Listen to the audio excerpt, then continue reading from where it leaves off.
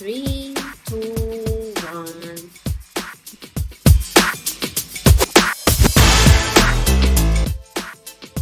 Good evening, everyone, Toastmaster and guest, and welcome in the Vivid Voice podcast. You are now watching the second episode of the season 2 of our podcast, which is themed as Glow Up Journey. And this evening, we are going to talk about building confidence through habits. Although some people look naturally confident, but confidence cannot be considered as a character trait or something that human beings are born with. Instead, it's a result of learning and practicing journey. So, to get more insight about this, let's let's introduce our two amazing speakers who are going to share their own insight about how to build confidence through habits. How to build confidence through habits can truly transform someone's life. Our first speaker will be Bhuvi, a dynamic mom of two lovely boys and a certified master of multitasking.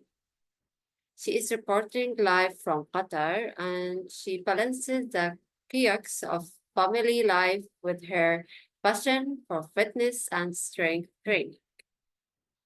Knowing for her skills in kid negotiation, snack distribution, and midnight laundry marathons. Buhivi would bring a unique perspective on building confidence through everyday habits to our podcast. Next, we also joined by Faizal. Faizal is an IT consultant who's based in Brunei. As the eldest of three siblings, Faisal balances a busy career with a passion for spending time with family and friends, as well as embracing life exciting adventures. He would bring tonight a valuable insight on how personal habit can shape our own confidence. So, start our own podcast today. I would like to invite our two speakers to answer the first question. So, could you please share your own insight on what are some personal habits you follow which have left a positive impact on your own confidence and overall personality? And how do you believe these habits contribute to your own sense of self assurance? Can we start with Buhivi? Good evening, Hanan. Thank you so much for the question. I would say the first and probably the most important habit I follow every day is starting with prayer and meditation.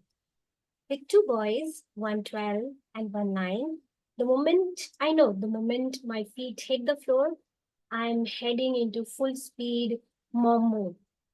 So taking time to pray, clear my mind early in the morning before anybody gets up, and set some positive intentions is my secret weapon.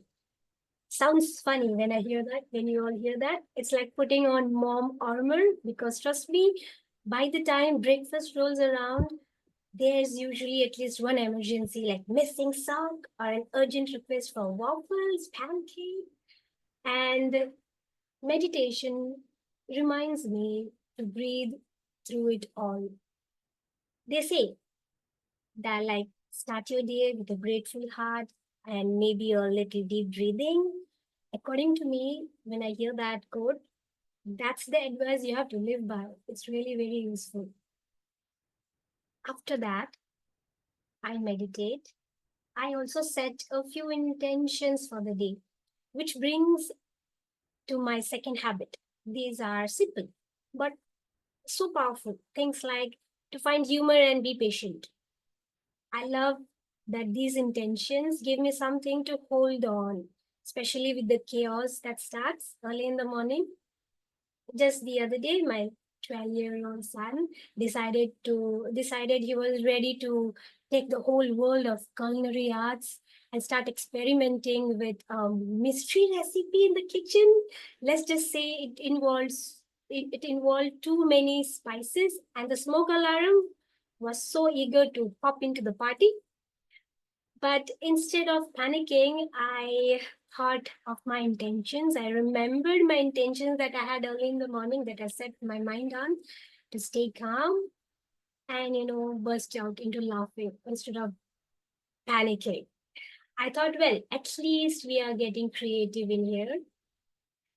Now, talking about habits, if there's one thing my boys are addicted to is playing games, screen time. I often joke that Wi-Fi is their lifeline, and if I didn't know better, I would say they are secretly training to become professional gamers. I imagine them to be doctors, but they want to be gamers. Seriously, the way they clutch to the controllers, they think they are into some Olympic event. They get so engrossed that sometimes I wonder I need to install a game over sign on the living room so that they understand there's a whole world outside, like the one with sunlight and actual social interaction. When this gaming comes and when the gaming hour stretches too long, I deploy my secret weapon, mom's ultimate power move, which is simply unplugging the Wi Fi. Nothing gets their attention faster than losing access to their beloved games. It's so fun. It's like watching a superhero movie when the power goes out and the complete chaos and the confusion. Seriously, finding that balance between screen time and family, it's a big deal for me. And I think it's for everybody around who's listening. I often remind my kids, I tell my kids, oh my God, guys, real life has some pretty cool graphics too. It's called the park. It's just 5 minutes away. Let's go. But it's all about keeping our lives balanced while still encouraging their passion. I don't want to be demoralizing or forcing them too much so that they will be fed up of me, bad mom. But then there's another habit, the third habit, which I follow is gratitude. Now, I know gratitude is a buzzword these days, but as a mom and a homemaker, it's an essential habit. I start and end my day with it. But in the morning, it sets the tone for me. But at the night, it helps me to reflect. Uh, Before I go to bed, I take a moment to think about three things I'm grateful for, even if one of them is just I made it through the day. The gratitude turns what we have into enough, satisfied. And honestly, that couldn't be more accurate when you're a mom. Some days my gratitude list includes things like I am happy I just had 5 minutes of me time. I'm happy the kitchen was clean, which only lasts for 5 minutes, but it's okay. I'm happy with that. Or just a good laugh with my kids. This habit of gratitude helps me to see the next day in a positive light, no matter how chaotic or messy it is. Speaking of chaos, I have realized the importance of keeping little humor in the mix. They say if you can't laugh at your life as a mom, you're doing it wrong. So every day I try to find humor in at least one thing. For example, just last week, my 12-year-old thought it would be a great idea to teach his little brother, who is 9, how to skateboard in the living room. Let's just say the room turned into a mini extreme sport, and the cushions stacked everywhere for safety, and we had few almost crashes. But I had my intentions. I know we have to find a little humor in that. And honestly, we had a great share of laughter together. And there was panicky in the mind, but I didn't show it on the face. And the consistency has to follow. Another habit that has really made the difference is my confidence is staying active. I'm not talking about running marathons here, but doing something to get moving each day, even if it's chasing after my 9-year-old when he's bolting out the door with the wrong pair of shoes. Exercise is like a little boost for my mood and energy. Um, a reminder that yes, I'm strong, I'm capable, I'm ready for whatever the day throws at me, whatever my kids throw at each other. Lastly, I have learned to to be connected to myself. The reason to remind myself the reason why am I being like this? Being a mom and homemaker is more than just the list of chores or responsibilities. It's a choice that I made, that because I value my family, love creating a nurturing space, and want to be there for my kids. That is the why that I always remember. Even on the hardest days, I try to remind myself of that purpose. It gives me confidence to know that no matter how tough or messy things get, I'm exactly where I need to be. So whether I'm finding socks in the kitchen counter or refereeing a toy car showdown, staying grounded in my purpose gives me self assurance to keep going with the positive attitude. So for anyone juggling life, career, or like me, or stay at home mom, every day we face ups and downs. These small habits can be life changing. They help me face each day with little more patience and confidence. And even if I have to laugh my way through some wild moments, because at the end of the day, if we can laugh and find few things to be grateful for and stay connected to the purpose, we are already winning. Motherhood is the ultimate test of patience and humor and the ability to locate the missing socks. So I think this is my habit that I feel that is making my day. I think back to Hanan. Thank you so much. Thank you, Bhuvi. I like how you point on gratitude as a sensual habit or basic habit. So now I would like to move to Faisal to answer the same question. What are some personal habits you follow which have left a positive impact on your confidence and overall personality? And how do you believe these habits contribute to your sense of self-assurance? Thank you very much, Madam Moderator. So I remember the first time I was called to give a speech. So I was in primary school, 8 years old, and my teacher announced to the hall, boys and girls, please welcome Faizal to the stage. So I took my piece of paper that I wrote my speech on, I looked down, I slowly walked up to the stage, looking down. Then I turned to the audience, and I looked up, and I saw hundreds of eyes staring back at me. And immediately I looked down again, and I said, "Good morning, school." And that was the end of my speech. Even though I had a speech written on the paper, I could not actually say anything after that. I grew up as a shy kid, quiet kid, very quiet. I did not like to speak much, but I was great at organizing. I was great at getting things done. I was also very good in sports. I was good in fitness. So naturally, when it came to being selected for leadership positions in school, I was selected as a captain of my team. I was selected to lead clubs. And I did those jobs very well. But there was one thing which actually eluded me. And when it came to actually giving a speech in front of the club that I was leading, in front of the team that I was leading, I would always find a way to give an excuse to not actually say anything because I was very shy. And I remember the experience I had in primary school giving the speech on stage. So public speaking was something which actually eluded me for a very, very long time.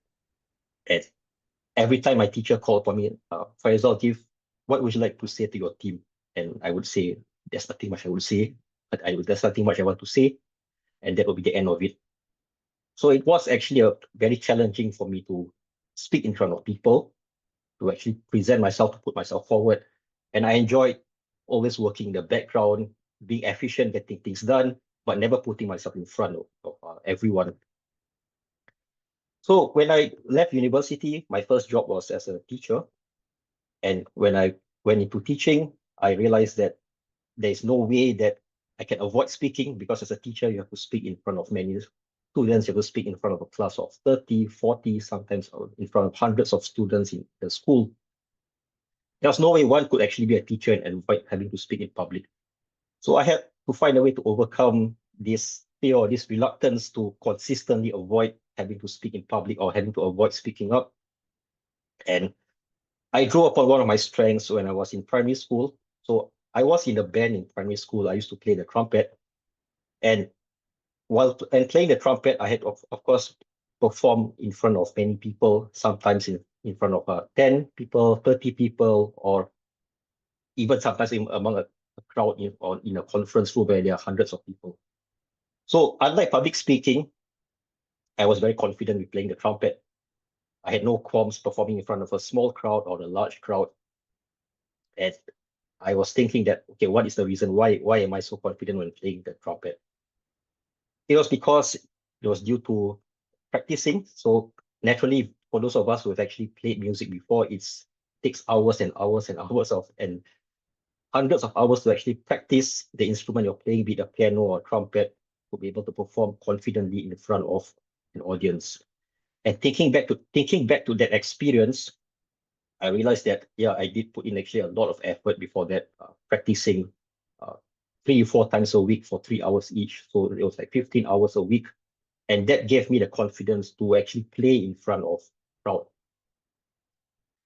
So I realized that if I can actually apply what I did in school before to public speaking, taking the opportunity to practice, to take every opportunity to speak whenever possible, to speak up whenever possible, the way I practice the trumpet, it would have the same desired effect of getting me to be confident to speak. So I would transpose my confidence being able to play the trumpet and being able to speak. So naturally, I took all the chances I had to speak. I spoke up more in meetings in school. I take the opportunity to speak in front of the entire school, to speak in front of larger audiences, to give presentations to my fellow teacher colleagues. And slowly and steadily from there, that's where I built my confidence. So it was having these habits of consistently taking opportunities to speak up that built the confidence in me to be able to give a confident presentation. So I remember reading a book very early on. So this was it's an old book, a bestseller book called "Feel the Fear and Do It Anyway." So it was written by this psychologist called Dr. Susan Jeffers. Feel the fear and do it anyway. In it, she presents a framework for us to overcome our fears and to build habits, take small steps to actually achieve a very confident person at the end. So you can actually use ChatGPT to find out a summary of the book if you don't want to read it. But what I like to share is that she offers these steps to enable one to build confidence. So because it's called feel the fear and do it anyway. So the advice is to embrace what you feel. For example, for me, it was public speaking.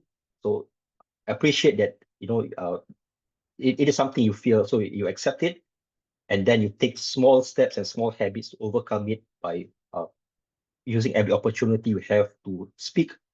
And that's when, by just doing it, you will develop you will make a full you will give yourself you'll develop a full confident person in the end. So I like to say, in conclusion, none of us actually outgrows our fears completely. We have fears as a child, uh, fears we have in our childhood, but if we can take a leaf from what Dr. Susan Jeffers says, and just feel the fear, but then make it a habit to take small steps every day to overcome these fears.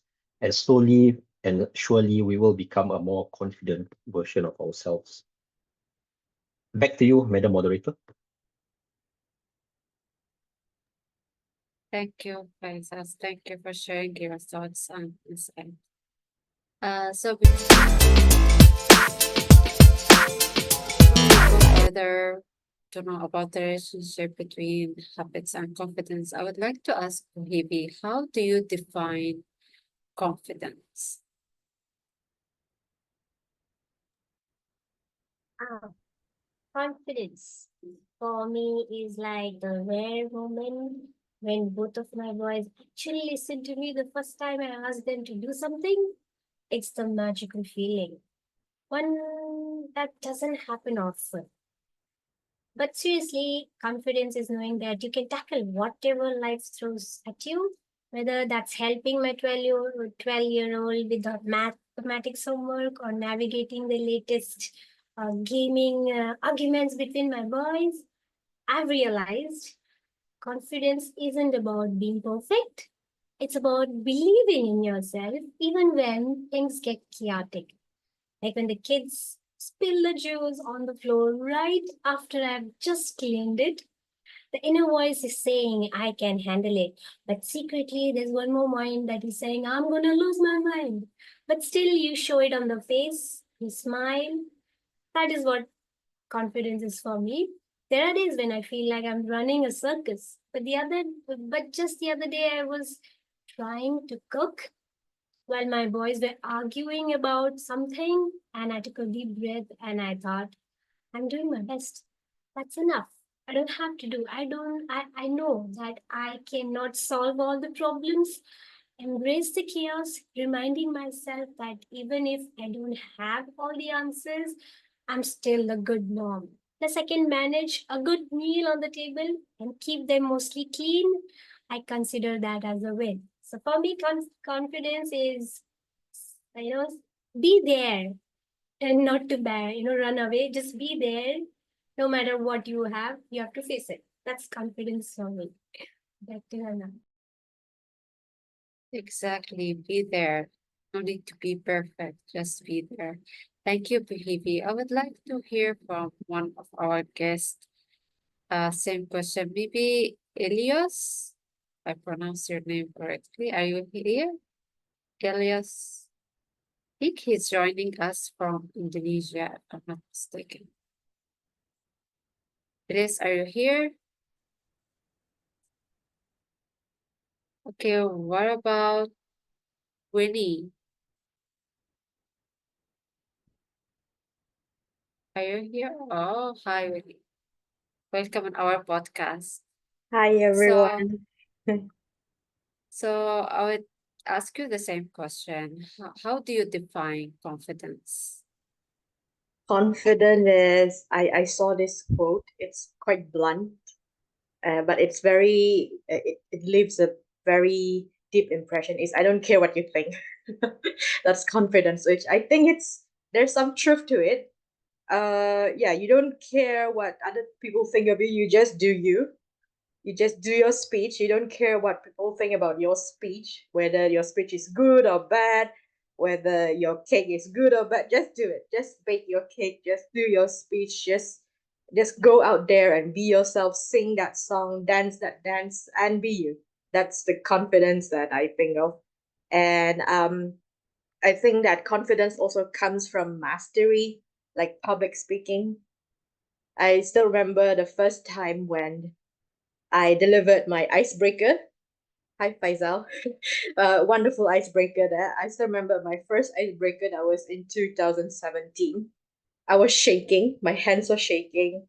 I had a note because I forgot my script, I forgot my speech, and I referred to my note, and my legs were shaking. I forgot a lot of things. I said a lot of and all that. But after practicing for so many years, I had that confidence because I built that mastery, achieving competent communicators and whatever. So that's how confidence is built through little habits. And these are the little habits that we are all building right now. Through public speaking, we are building our confidence. So yeah, that is to me, confidence is don't think about what others think of you and practice. I think practice is also a type of confidence booster. Back to you.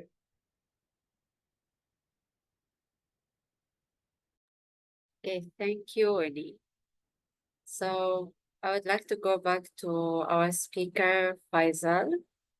Uh, Faisal, To which extent do you think our family, friends, or the media has a strong impact on our habits or our choices of the habits?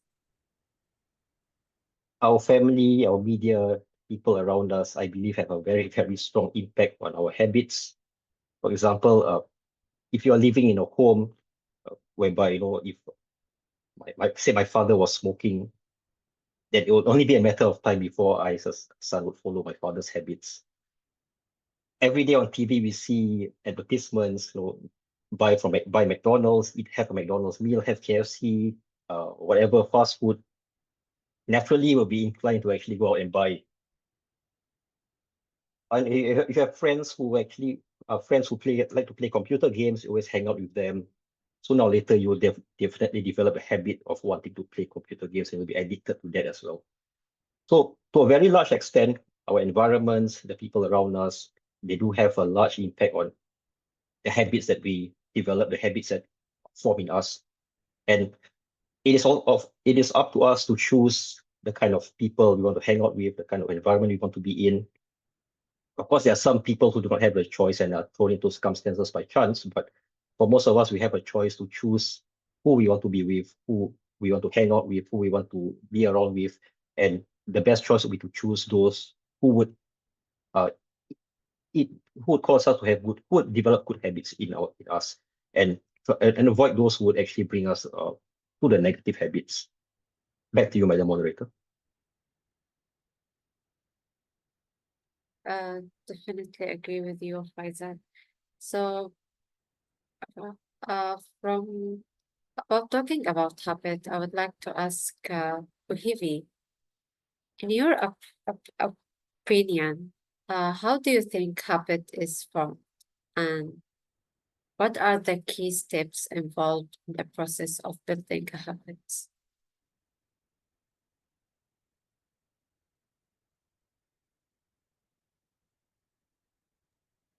I didn't hear the question. Can you repeat? Did you ask about Yeah, the sure.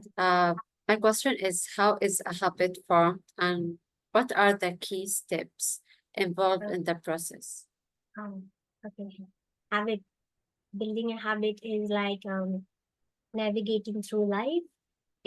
At first, there's a lot going on, but if you break it down, it gets easier. So habit, it's according to my experience, has got three layers. The first one is the trigger. Why do you have started the habit? What makes you that urge to start a habit? So the trigger, then the routine, the consistency that you follow, the routine, and then the reward. My favorite part is the reward.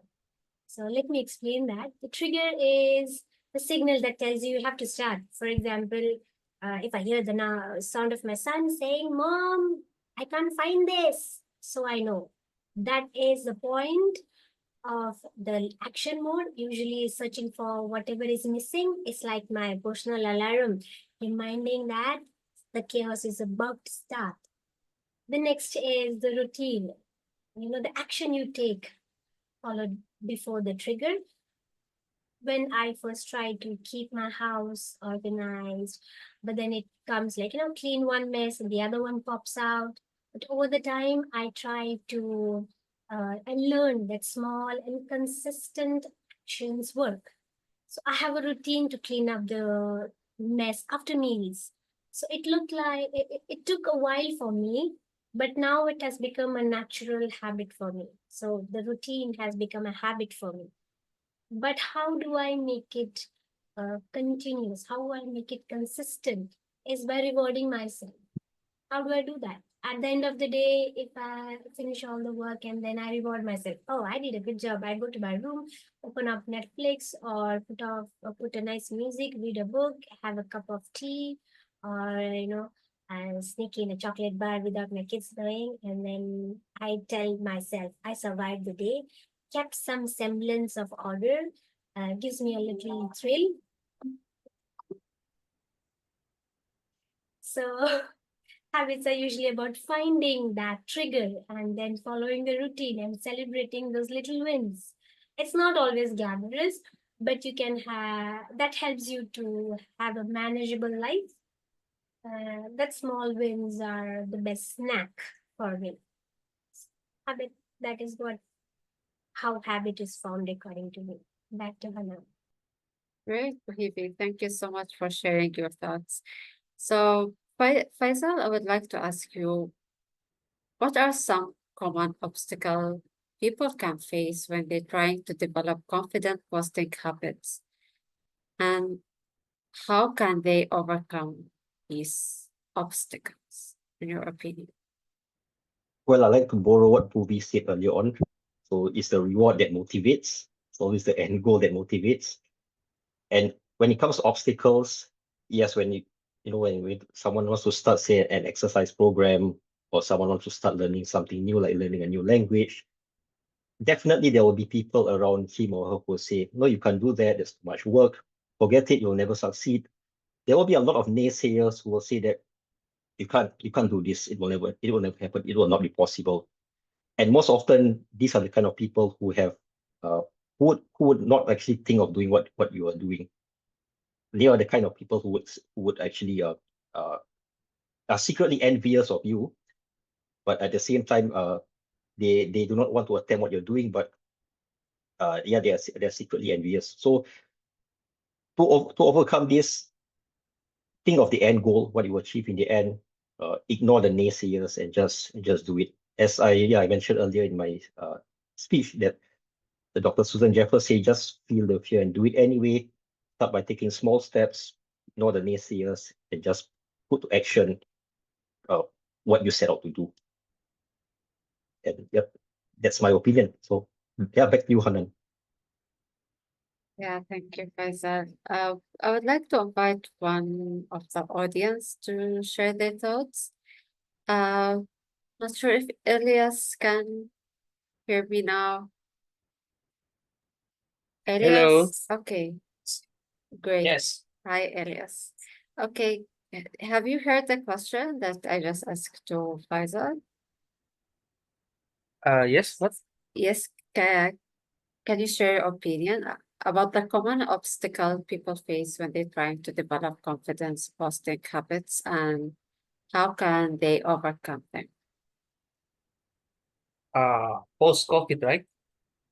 Yeah, Uh, obstacle. okay, I will share.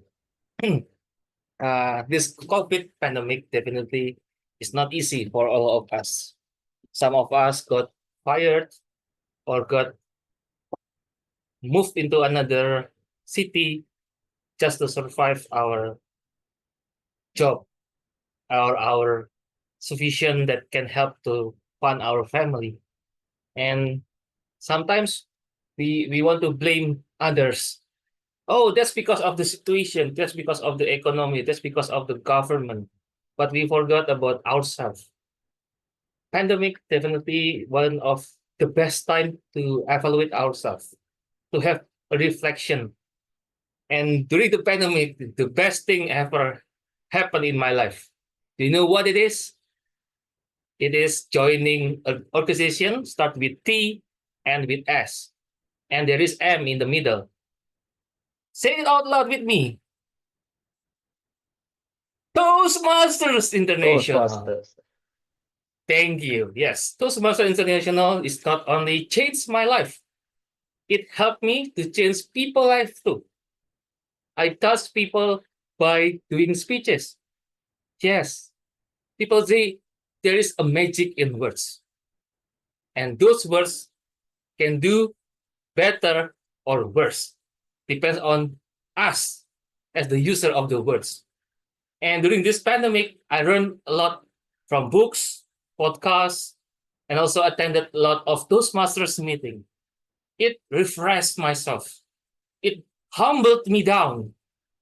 I'm someone who is so arrogant that I was in the point that I don't need Toastmasters lah, because I know everything about public speaking. I know everything about how to get to engage with the audience, but I don't know anything about online, actually, at first. Then I ran from Toastmasters, and now I think I'm one of the most sought virtual speakers all around the world thanks to Toastmasters International. Back to you, Hanan. Thank you, Elias. I have the same experience almost. I also started joining Toastmaster during the pandemic, but I still cannot consider the pandemic is the best time in my life. So go back to both the speaker of today. I would like to ask you, uh, can you share one habit that you have adopted recently and you wish if you start earlier with it? So we start with Bhuvi. Oh. One habit I wish I had started earlier is making time for myself. For a long time, I thought taking time for myself was a luxury I couldn't afford. Between juggling homework and their swimming practice and keeping up the household chaos, I kept telling myself, there's no time for me. But I finally realized that self-care isn't selfish. It's essential for well-being.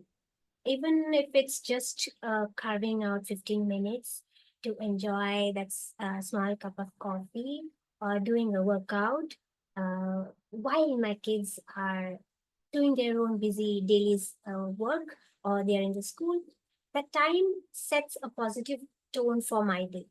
I remember stepping into gym for the first time after committing to the habit. I felt like I was entering a scene from a movie.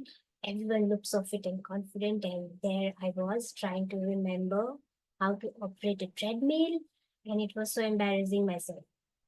As I stuck with it, I started to notice some incredible changes.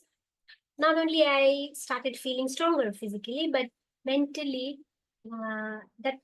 gave me a happiness. It gave me a sense of satisfaction. Lifting weights is kind of managing my boys' endless snack requests. If I can lift 20-pound dumbbell, then I can definitely handle last minute requests for brownies after dinner. So that keeps in my mind.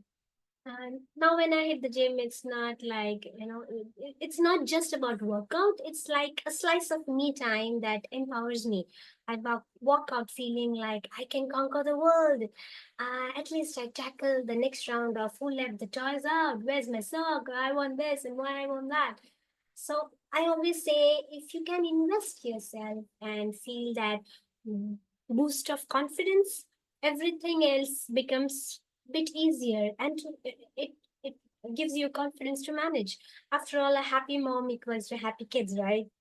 So here's to making time for yourself because we all deserve a little self-love um, amidst the chaos. Back to Ananda.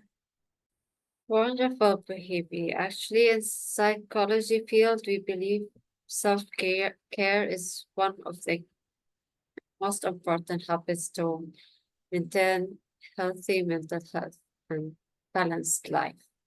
Thank you for sharing. I would like to forward the same question to Faizal. What one habit that you have adopted recently and it contributes to your confidence and you wish to if you start earlier? Thank you, Hanan. Well, I believe that Bhuvi, like all other mothers, deserve to have self-care, to have self-time, me time, after all the sacrifices they have made for the children, not just the mothers, also the fathers out there. Whereas for myself, I believe that when I was younger, I spent too much time on self-care, just being like sort of, I would say selfish, just doing things for my own. And right now, I feel that one habit I would like to have is because I was too like my habit was just only on myself. And now I feel that's one habit I would like have to have done earlier is to actually give more time for other people, for family, for friends. This is something which I never did when I was younger. So it was a lot of self-care to the extreme when I was younger. And I feel that being able to spend time with family, being able to invest time in friends, you would have to look outwards and invest time in other people instead of yourself. So that is something I wish I'd started earlier. And I feel that the time you invest in other people, whether it's caring for the children or whether it's spending time for parents, with friends, that will return much more dividends than overly spending too much time on oneself, like I did. Back to you, moderator. Fantastic. I like what you said, Faisal. Actually, yeah. Well, when we think about habits, usually it's about ourselves, but we don't think enough on other people and friends. I think both answer give like uh, a balance between self-care and investing time in other people. Uh, I would like to hear another opinion. Maybe Rozana, can you tell us about yourself? What that one habit that you wish if you start earlier and it contribute to your confidence?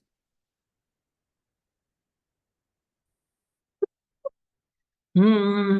I think, okay, well, when I was growing up, I was like a chubby kid throughout, and I never really valued the value of exercise because, well, it was difficult to do. And only in my later age, I realized like it's not about looking good necessarily, but giving a perspective what Bhuvi said, like going to the gym, it's about making yourself feel good, not necessarily about looking good. Because she's right. When you're able to lift like a 30 kilos over your head, you're strong. You can conquer anything. So I think if I started going to enjoy movement more from a younger age, I think that I wouldn't be trying to catch up where I am right now as I approach 50 years old, and that I would have had some physical strength from the beginning, that I could maintain the momentum as I grow older and as I go into aging. That's how I feel now at this point in time in my life. Thank you, Rozana. Thank you very much. Uh, I would like to hear another choice or opinion. I don't know. By the way, Hani, can you join us? Yes, yes, share with us. What's that one habit that you wish if you start earlier? I don't have any one in particular, but if I have a problem today and I would admittedly be saying it out loud that I have a habit of not liking to move. It's not per se to be at the gym, but it's more like I do prefer moving horizontally than vertically, if that makes sense for everyone. But I think the worst part of it all is that I consciously realize that I'm not really taking care of what I consume. And I think at certain age of time, I have a lot of advices coming to me from well-looking 70 to 80 years old who tells me that you actually only need to eat once a day and that your body has enough fuel as it is. If there is a habit that I would have cultivated from the very young age is the conscious eating habit and conscious movement that I should have been instilling. But I believe it's not too late because now I have a daughter. I know that I don't want her to consciously realize and not doing anything. So I am consciously making the changes as I grow. I'm not yet even 40, but I have a feeling that if I continue on to be like that, I would be giving a bad role model, a bad model to my daughter. That is one habit that I wish I, should have cultivated earlier.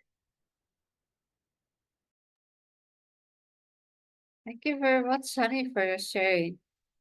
So yeah, this is take us to the next uh question. Yeah, I believe everyone have good habits and I would say negative habits. So I would like to ask Faisal, what are some daily habits that can negatively impact our confidence? I think the biggest habit that will impact confidence is procrastination. And Hmm. I believe that all of us at one point or another, at one point or another, we have this problem with procrastination. because it is so easy to just be comfortable, to not want to do anything, rather than doing what needs to be done. So this is a very, very negative habit, and one that I would say is sometimes it's very difficult to overcome, because all of us are busy. We want time off, but at the same time, we know that there are things that need to be done. There's work that needs to be completed. There's homework that needs to be done. There are household chores that need to be done, and procrastination is something which will prevent all this. But the way to overcome it is to, as Bhuvi said, focus on the end goal, focus on the result. If you undertake an exercise program, just think of how good you'll feel at the end, and that will motivate you to get up early to go to the gym. So, all in all, I would say that to change a bad habit into a good one, is to always think of the end goal, and always think of what you would feel like at the end when you have actually overcome that inertia to get moving. Back to you, Hanan. Thank you very much, Faizal. What about you, Bhuvi? What do you think? What are some daily habits that can negatively impact our confidence? There are definitely daily habits that can chip away at our confidence. One of the big ones is negative self-talk. The inner critic that pops up every time I try to do something for myself. It's like a bad roommate who keeps saying you can't do it. Another habit is comparing yourself to others, especially on social media. I mean, why does everyone else seem to have it all together while I'm just trying to figure out what's for dinner? I catch myself scrolling through those perfectly styled home pics and think, my house looks like a tornado hit it. But then I remind myself that everyone has their mess, they just don't post it. Finally, just like Faisal said, procrastination can also hurt our confidence. I find myself saying, I just do it later, which leads to last minute chaos. But I've learned that some small steps every day, even if it is just cleaning one corner of the house or making one healthy meal, can build my day, build my confidence over time. It's all about finding the balance and being kind to yourself in the process.